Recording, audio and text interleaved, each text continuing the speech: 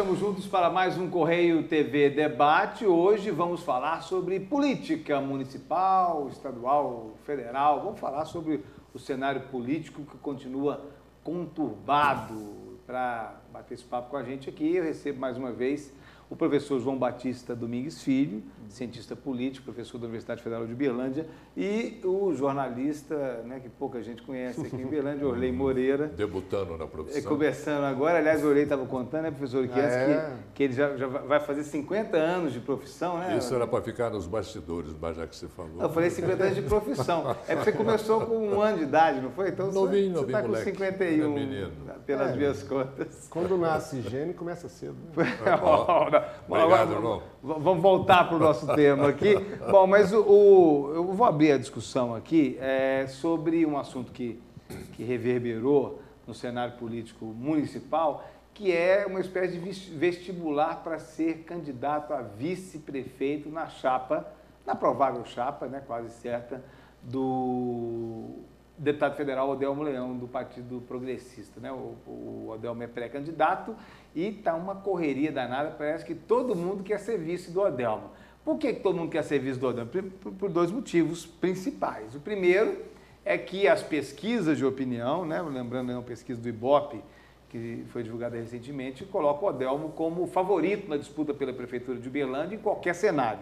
Portanto, ser o candidato a vice dele é praticamente garantir um emprego aí pelos próximos 4 anos, a partir de 2017, com tranquilidade. E segundo, porque acabou a reeleição. Portanto, seja quem for o vice do Odelmo, ele naturalmente vai poder, ao menos, pleitear ser o candidato à sucessão do prefeito Odelmo Leão, caso, obviamente, se realmente o Odelmo for candidato e se vencer as eleições. De fato, assim, a gente sempre fala, professor, que vice não tem importância nenhuma, a não ser durante a campanha. Né? Bom, agora, só que os fatos têm mudado isso, né? O próprio interino Michel Temer mostra isso. Em 30 anos nós tivemos 4 vice governando no Brasil, né? Em nível federal. Mas faz sentido essa questão de essa vontade louca de ser vice do Odelmo? Eu gostaria de aproveitar estar com vocês para a gente pensar o seguinte: eu acho que isso é consequência. Consequência do quê? Do fracasso espetacular da governança do Gilmar.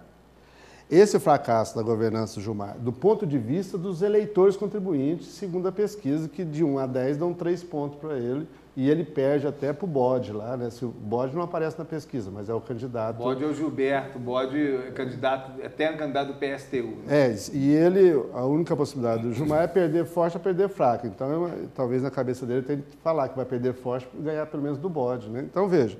Então, é consequência disso, o mercado político local abriu de tal maneira e também consequência da rejeição nacional do PT, que criou um mercado que todos são passíveis de disputar. Os candidatos mais viáveis da competição, que é o grupo do Tenente Lúcio e o grupo do Leonídio, PMDB e PSB, estão lançando candidatura própria para se limpar das consequências de ter governado junto com o PT e com o Gilmar. Para distanciar da administração Gilmar.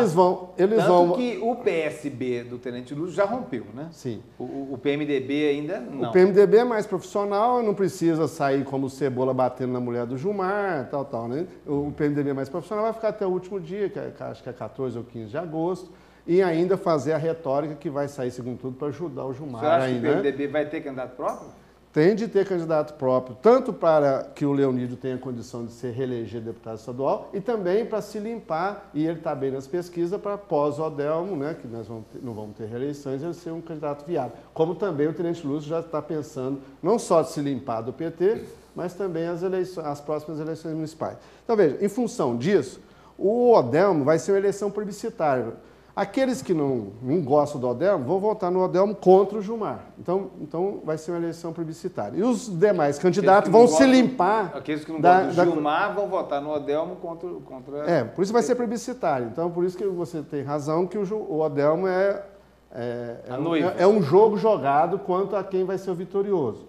Agora, a questão do vice, veja, isso também mostra a fragilidade. Os partidos, PMDB e PSB, não tem nenhuma tradição, não existe como partido, eles são partidos fisiologistas, esses candidatos não têm projeto para a cidade, veja, mas em função desse mercado, da decadência do sistema político e do mercado político, nós temos outro exemplo de decadência que é o Thiago, que é uma candidatura em função do sangue. Eu nasci... Thiago, só para o telespectador entender, Thiago Fonseca é ex-presidente do Sindicato Rural, um dos filiados ao PSDB, cotados para ser vice do Odelmo. No PSDB teria, segundo as informações, teriam sido indicados como potenciais vice do Odelmo, seria uma lista tríplice a ser apresentada ao Odelmo. Thiago Fonseca, ex-presidente do Sindicato Rural, que, aliás, se descompatibilizou, né, saiu, deixou o sindicato justamente para não ter impedimento legal, caso venha a ser convidado. O ex-presidente do Belândia Esporte Clube, atual presidente da FIENG Regional Vale do Paranaíba, Everton Magalhães, e o vereador Norberto Nunes, que é genro do ex-prefeito Paulo Ferola. Então, veja, nós temos, na decadência da nossa democracia, na segunda parte, quando a gente for discutir a questão do impeachment, o presidencialismo de coalizão, veja, esse modelo ele se esgotou. Então, no local, no município, esses partidos, eles estão vivendo, nesse momento de decadência da nosso sistema político, da nossa democracia representativa. Então, nesse sentido, veja, um argumento que o Thiago é de família nobre, de sangue, volta a valer. Aí fica brigando as famílias do Thiago, a família do PSDB, a família do Luiz Humberto, a família do Odelmo. O Odelmo é o pato feio nesse grupo. O Odelmo é rejeitado pela família do Thiago, pela família do PSDB, pelo Luiz Humberto, porque a família do Odelmo é de Uberaba. Ele sempre foi rejeitado. O Odelmo, para ter uma candidatura aqui, foi preciso o Tancredo Neves, na época do apoio ao Collor, a primeira legenda do Odelmo aqui, a deputado, foi dado pelo partido do Collor, o PRN, porque o Vigílio não deixou, não deu legenda. Então ele foi sempre rejeitado por esse grupo. Então não tem nenhuma possibilidade, neste momento, do Odelmo aceitar e não precisa aceitar. Por quê? Por dois motivos. Um, por essa tradição que ele sempre foi rejeitado. O Odelmo vai escolher não vai se deixar influenciar. E primeiro por questões familiares. Ele sempre foi rejeitado em Uberlândia por os donos da cidade, essas famílias nobres de sangue puro que se acham, né? Por ser esse sangue puro, eles têm direito a exercer poder econômico e político em Uberlândia. Então, por esse motivo. O outro, o PSDB não tem nada a oferecer. E, por último, o Odelmo colocou o Paulo Sérgio no PSD. Tem a discussão da trajetória do Odelmo também para o PSD. Porque ele iria para esse PSD, depois permaneceu no PP. Se o próprio Paulo Sérgio já está num processo de obediência ao processo na lógica do Odelmo, o Thiago só está fazendo espuma no sentido de autopromoção. Você acha que o vice do Odelmo vai ser realmente o empresário Paulo Sérgio, que é ex-secretário de Transportes? E o Thiago é só uma autopromoção, uma espuma para talvez pós-Odelmo, né? E aí, Olei, você acha que o cenário já está posto? É isso mesmo? Não, está longe de estar posto. Entendeu? Eu vou discordar só, vou dar um pitaco na conversa do João a respeito do Odelmo, desse fato dele não ser daqui, dele ser de Uberaba, que as famílias podem ter alguma rejeição em relação a esse fato. Não deram legenda para ele, foi pela legenda do PRN, do Collor, né? Não, mas tinha aquela história de oligarquia rural, que o Odelmo vinha do Sindicato Rural, aquela bobagem toda. Porque o seu Vigílio não era daqui, era paulista, Mais representado. O seu Paulo Ferola também não é daqui, da região. Então, eu acho que essa coisa de regionalista, entendeu? De onde veio, porque Uberlândia é uma cidade miscigenada, vamos dizer assim. É uma cidade toda feita de forasteiro, de migrantes e tudo mais, que a migração aqui é histórica, né? Então, eu acho que isso não vai interferir. Eu discordo um pouco do João. Agora, em relação a essa coisa de vice, quem não vai querer ser vice do Odelmo? Né? Como você disse aí, é o vestibular. Né? Vestibular para vice. E haja fila. Haja debutante. Haja debutante para participar desse processo. E o Thiago está chegando agora, ele já quer sentar na janela. Né? O caso do Thiago não é só questão de família tradicional, não. As informações que a gente tem é que ele teria parte do empresariado, estaria se movimentando para indicar alguém daquele G7, né, do grupo G7 que tem a Sindicato Rural, FIENG, SU, CDL. Apesar de a direção da CDL já disse que não indica ninguém. Então, assim, eu acho que há um conflito aí entre a CIUB e Sindicato Rural. A entrada do Tiago, para mim particularmente, eu acho que seria muito salutar para a política local. O Tiago é um cara novo, um sujeito ainda, vamos dizer, puro, né? E não está ainda contaminado por essa coisa rançosa da nossa política, né? Eu acho que dentro daquilo que você falou... teoricamente, agregaria mais a candidatura do Odelmo, exatamente, né? Que é o novo com o tradicional. Muito, agregaria muito mais. E dentro daquilo que você falou, como hoje nós não temos mais reeleição, seria um excelente candidato para o futuro, para substituir... 2020. Para 2020, para substituir o Odelmo. Agora, resta saber se a família do Tiago vai concordar com isso. Se a turma concorda. Você vê o nível do candidato que depende da família. Não tem projeto, não tem nada. Aí é a família que decide? Não. Isso é opinião minha. Eu que estou dizendo. Eu estou dizendo que...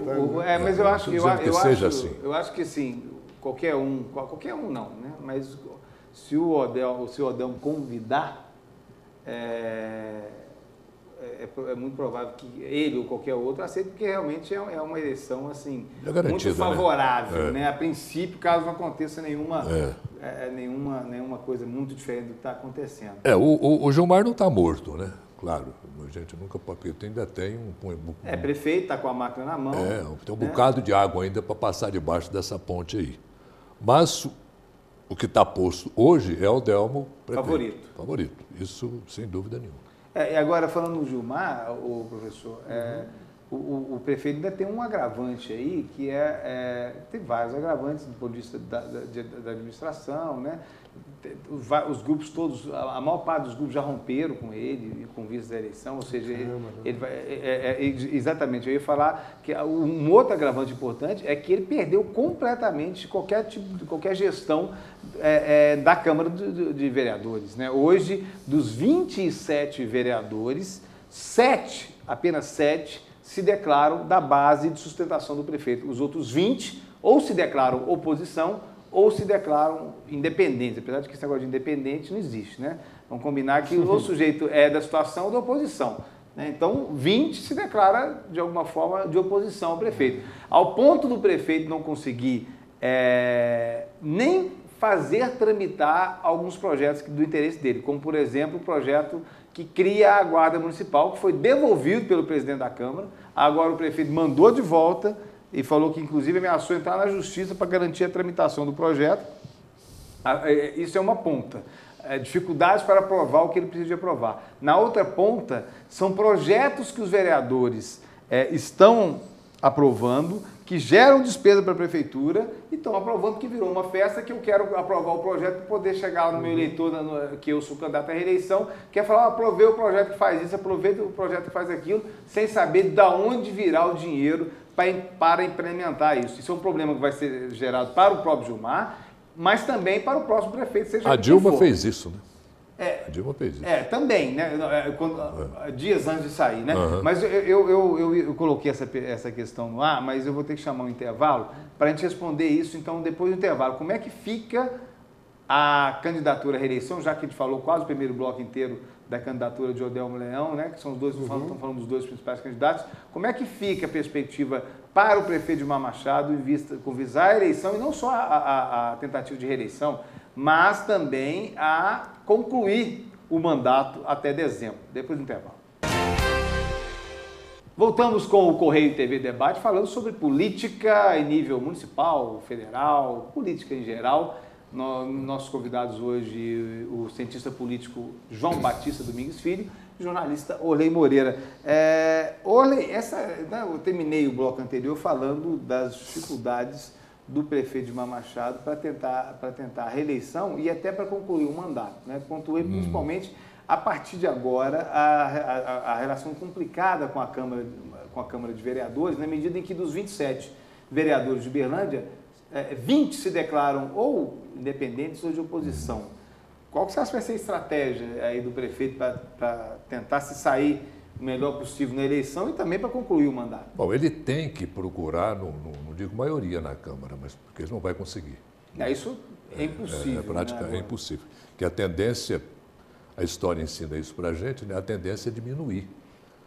Eu acho que já chegou. Esses 7, eu acho que de repente pode passar para 6, para 5, logo, logo. Mas 7 ou 5, a dificuldade é a mesma. A turma que ficou deve estar de olho em alguma oportunidade. Se o barco continuar desse jeito, vamos debandar, passar para a oposição. Mas eu não vejo grande chance, não. De retomar a maioria, eu também acho que não tem a menor perspectiva. Não. E do jeito que está, a história também conta isso, a época do Zaire Rezende, que ele afundou o barco graças a esse tipo de coisa, de animosidade com o Legislativo. Rompeu completamente com o Legislativo. Exatamente. E o Gilmar, ele caminha para isso. Eu acho que já está nisso, né, professor?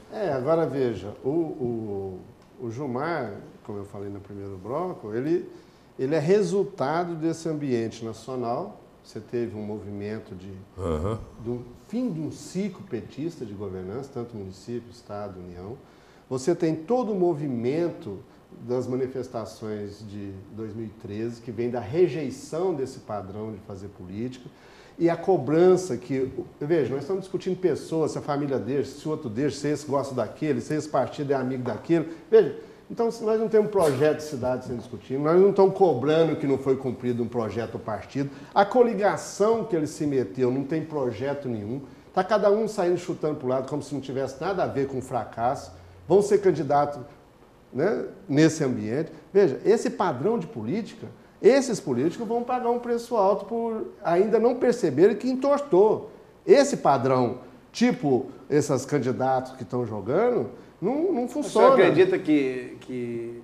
Mas assim, eu não estou querendo comparar uma coisa com a outra, mas é provável que em Uberlândia a eleição continue polarizada, não vamos ter uma renovação na política. Não, estou dizendo o seguinte, o Gilmar, veja, com tudo isso, o Gilmar, não seja os maqueteiros que estão tomando dinheiro dele, ou ele quer pagar para fazer espuma, não tem viabilidade nenhuma eleitoral. Ele tem de perder fraco ou perder forte, né? E a tendência, todos os indicadores da pesquisa, é que ele vai perder fraco. Perder fraco é o futuro dele que vai estar em jogo, aí depende de outros elementos.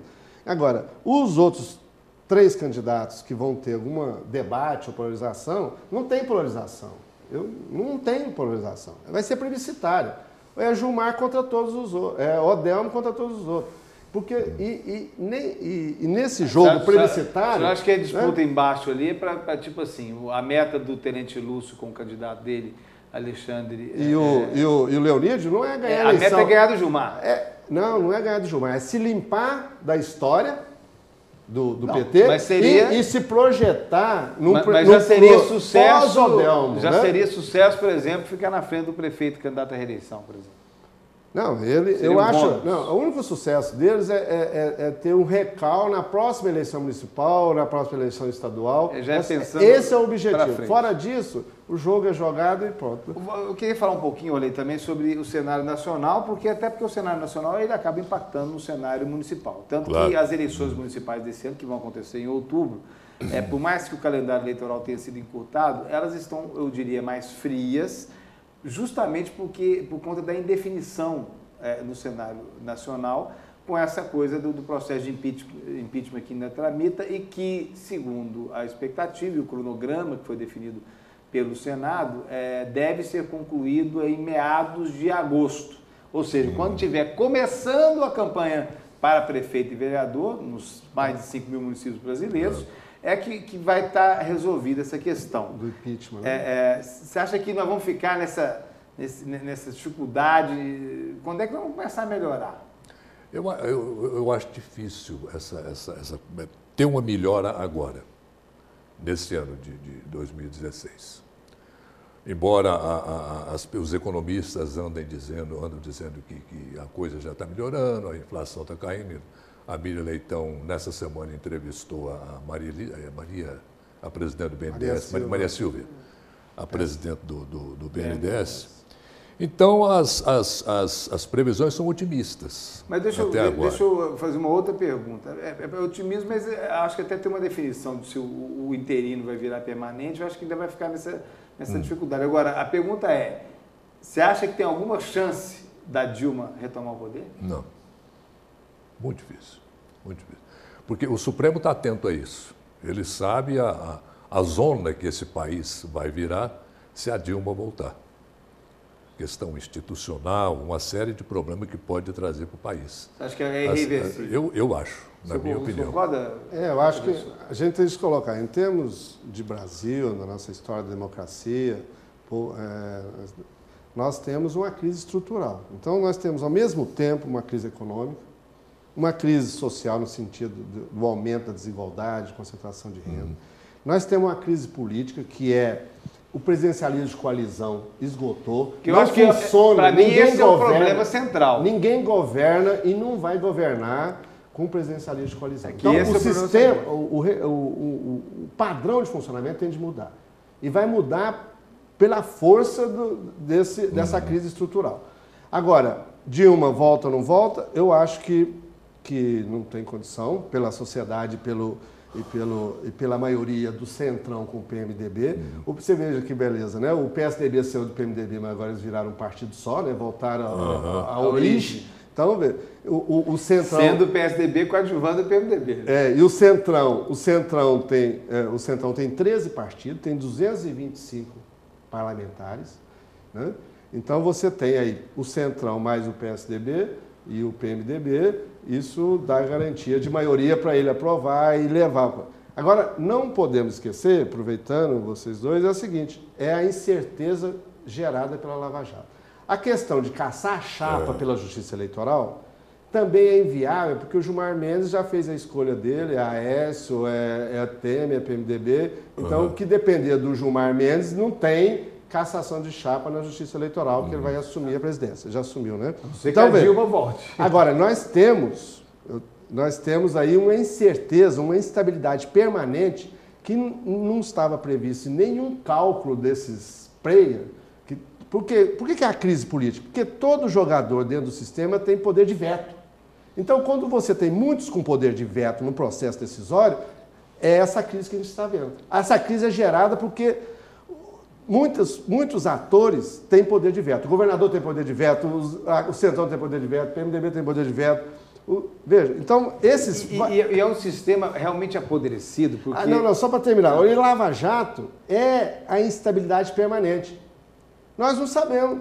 Pode ser preso todo mundo. Você tira Renan, você tira Cunha, você tira... Não, é engraçado que os vazamentos realmente eles são canalizados. Né? Antes era um vazamento muito em cima de gente do governo do PT. Agora é em cima do governo do PMDB. Então, eu acho que o Judiciário também está se divertindo com esse poder de tirar e colocar ministro. Né? E o interessante agora, César e João, esse estilo do Moro, entendeu? De aplicar a lei. Agora ele está aplicando aquela coisa de não se admite a cegueira deliberada. Né? O Supremo já tinha domínio de fato, né? Isso, aquela coisa de dizer... já está sendo usada há muito tempo na Europa, nos Estados Unidos. Aquela desculpa que o Lula imortalizou, né? Que eu nunca vi, eu não sei de nada. Não sei Maluf começou com isso. Mas o Lula que popularizou e imortalizou essa coisa de eu não vi, não sei. Tipo agora com a mulher e a filha do Cunha. A mulher do Cunha, entendeu? Na Europa, gastando milhões e milhões, não sabia de onde vinha o dinheiro. Não me preocupei em perguntar, né? Para quê também? Agora, você veja que nós vivemos uma instabilidade, o processo, e os tempos são diferentes. Por exemplo, a economia não melhora antes de 2018, o nosso processo de desigualdade é um processo mais lento. João, mas começa a melhorar. A qualidade da saúde e educação é muito mais lenta ainda para ser atendido. Tudo vai ficar mais... Então, os mais otimistas fazem a seguinte dedução. Deixa esse bendito Temer terminar até 2018 para a gente fazer um novo processo. O PSDB e o PMDB, na sua Renan, a turma do Renan e a turma do FHC se arrependeram. De ter embarcado? De ter tirado a Dilma. Porque veja o custo que eles estão pagando que não estava no cálculo. O FHC e o Renan eram contra. Foi o baixo clero do PSDB, esse centrão do Cunha, que tirou a Dilma e que arrastou o Temer. Né? Eu acho, César, que dentro disso que o João está falando, que a Lava Jato ela vai ficar meio no molho em relação a Renan, entendeu? E Cunha, até resolver essa coisa da Dilma. Não esqueça a tornozeleira do Sarney. Né? Pois é. Não, eu estou falando assim, gente que pode influir na votação da Dilma. Até lá você acha que... Vai ficar esse molho. Vai ter prisão? Não. A hora que decretar a sorte da Dilma... Vai ser que nem o Cunha. Aí essa decisão não é do Moro. Eu sei. Não. Eu sei. Você vê como é que o Supremo é um jogador também, que tem poder de veto. Ele decide quem sai e quem a hora que decide... Não, é isso que eu falei. O judiciário está se divertindo com essa coisa de ser executivo. A hora que decidir a sorte da Dilma, entendeu? Dilma afastada, papapá, Temer presidente, entendeu? De fato, de direito ali, definitivo, aquela coisa toda. Aí a coisa vai comer, eu acho. Eu também acho. No início das Olimpíadas. Eu também acho que as chances da Dilma retornar, essas chances são mínimas, irrisórias. Agora, política é irônico, né? Tá divertido. O Temer dizendo que está sendo chantageado, né? O Temer politicamente... Chantageado, o PMDB, vítima do PMDB. Isso aqui é o chamado fogo amigo, né? Provado próprio veneno. E você vê, a única saída para o Temer para chegar em 2018 é virar um Sarney. Não querer ter protagonismo em nada. Ele não pode ter liderança em nada. Ele tem de virar um Sarney para chegar em 2018, dada essa fragmentação e esse poder de veto. Agora, ele está se juntando. Ele tem dois tipos de apoiadores. Os trapalhões, que fala o que não deve falar, que cria problema, e os indiciados. Então, ele está... Então, todos vão... João, não tem saída. Não tem saída para ele. A única saída é ele virar um Sarney. Lembra do tempo Sarney? Não decide nada, não manda nada e todo mundo faz o que quer e ele termina. Nós vamos entrar no limbo, assim. Não, é o Sarney. Se ele não virar o Sarney, ele não chega no fim. Bom, eu não sei o que ele vai virar, eu sei que o nosso tempo terminou, infelizmente. Eu agradeço o Orley, professor João Batista, mais uma vez pela presença. Obrigado, João.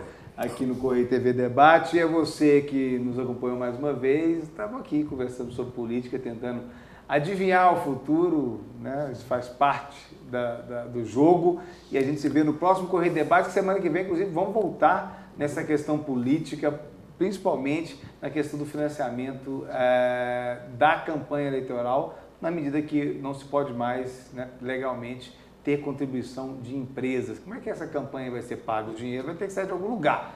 No próximo Correio TV Debate. Até lá.